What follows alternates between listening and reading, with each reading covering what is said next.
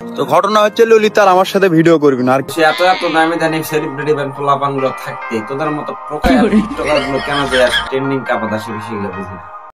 আসসালামু আলাইকুম বড় ভাই। কেন করবি না, কি জন্য করবি না, তার কি আছে বিস্তারিত এই ভিডিও কমো। তোমার বিস্তারিত শোনার জন্য এখন মনে আমিও বসে আছি একটু করে গার্ড হালা দিয়ে।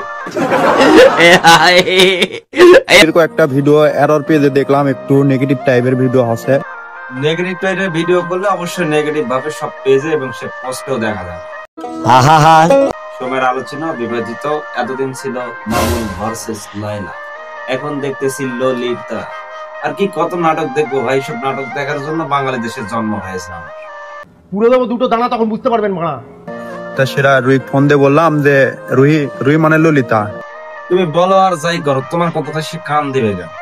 তুই একটা পয়েন্ট, সে যদি তোমার কথায় কানই দিত আর তোমার যদি কথা শুনেই চল, তাহলে সেই কয়েস বলে কি আগে অবশ্যই তোমার থেকে পারমিশন নিয়ে নেবে। তোমাকে মেয়ে চোদ্দই না তুমি বোঝাই না। ললিতা তোমার এই ভিডিও গুলো কিন্তু বাজে হচ্ছে, এই ভিডিও গুলো সারা লাগবে।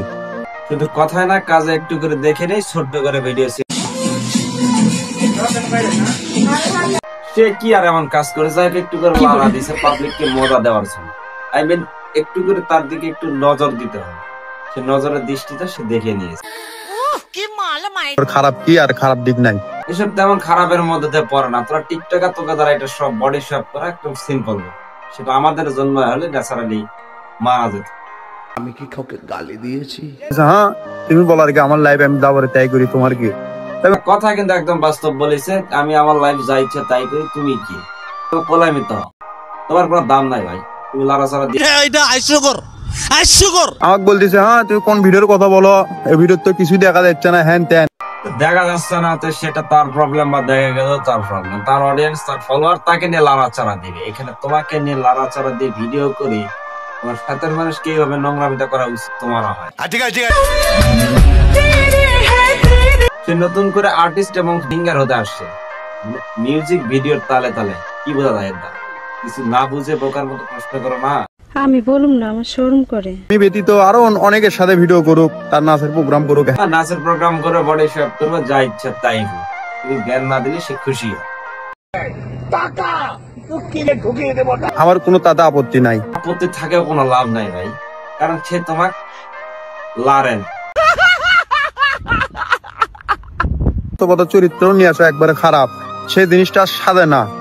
তোমার জ্ঞানমূলক কথাগুলো বলাটা তার পূর্বের একটা সময় মানে পর্যায়টি ছিল যে তাকে বলার মতো জ্ঞান রাখ।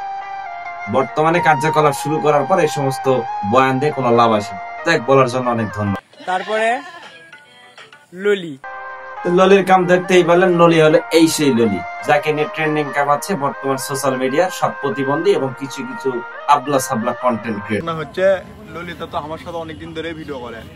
ললি তোমার সাথে ভিডিও করবে না, সেই দুঃখে তোমার পড়ানো যাচ্ছে চলে, ললিরে তুমি পাচ্ছ না কিছু দেখতে। এটা বললেই হয় ভাই, এটা সমস্ত নিয়ে তো সমালোচনা করে কিচ্ছু না। আমার সাথে আর পোষাচ্ছে না।